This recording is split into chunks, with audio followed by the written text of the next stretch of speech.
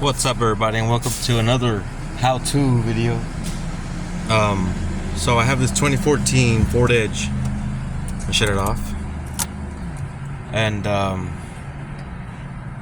it wouldn't. Like, you would turn it on, ignition on, not crank the engine, and you would twist the key to turn on the engine, and it would dim everything out. Everything would dim out, and all you get is a click, a single click. So I went ahead and dismantled the whole assembly here for the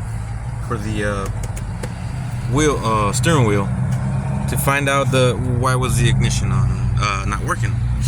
So basically, it's not here. The problem's not here at all, because your ignition switch is on this side. So I took this apart. I took it off. It's got a 7mm bolt up here, one up here, and one down here. You have to take this brace off.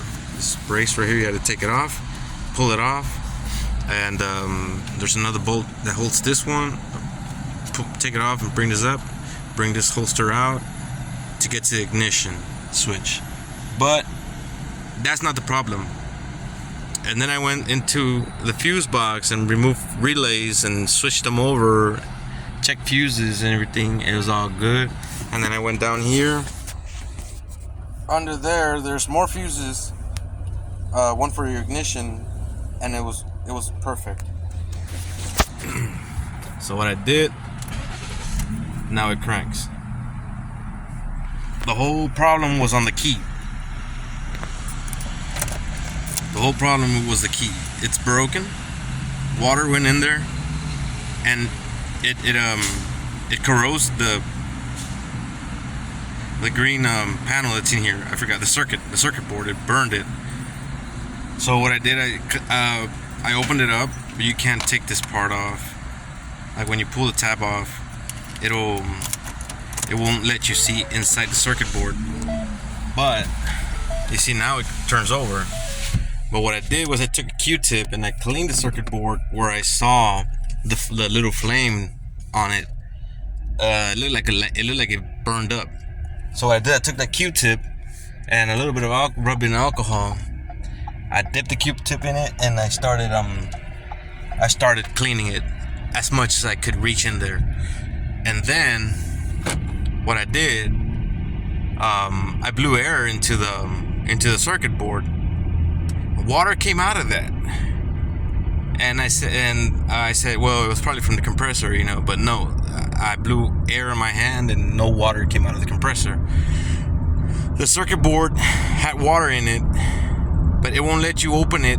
You have to heat it up so you can open it, but you might you might burn something in there. So, like, I didn't use no heat gun. I did not open it apart. I just blew air in it like for a minute, and then I went over and I stick the key in the ignition and I cranked it, and it worked. It's working. So the starter is like $300 to replace it, and then like to purchase it is like $300 and some dollars. It's up there. For a refurbished one, you probably pay like $80, $90, but refurbished is never good. The whole problem was on the key ignition, on the fob, inside the fob. That was the problem. It had water, or it had humidity, being that it's broken. Water can go in there, or you're out in the party, or you're outside just hanging out, and there's humidity in the air. It'll go in there, and it'll mess with your circuit board, and it'll cause it to not start. Crazy, right? A simple compressing air going in it, that was the problem. Simple. Rubbing alcohol and a swab, clean the crap out of it, start it up. Sometimes there is problems with the starter. Sometimes there is problem with the relays or fuses. But I'm not even wearing my seatbelt. But go to your key fob, check it out, dismantle it, clean it, start it up.